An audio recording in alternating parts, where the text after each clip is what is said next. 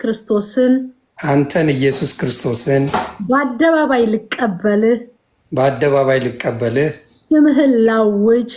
ስምህን ላውጅ እንደ ግል አዳኝ አድርጌ ልቀበልህ እንደ ግል መድኃኒቴ አድርጌ ልቀበልህ በብዙ ህዝብ ፊት እጄን ዘርግቻለሁ። ከዛሬ ቀን ጀምሮ ልጅህ አድርገኝ። ስሜንም በሕይወት መዝገብ ላይ አኑርልኝ። ከዛሬ ቀን ጀምረ ልጅህ ስላደረከኝ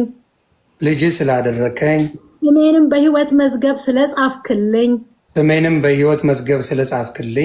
አመሰግንሃለሁ። ሰይጣን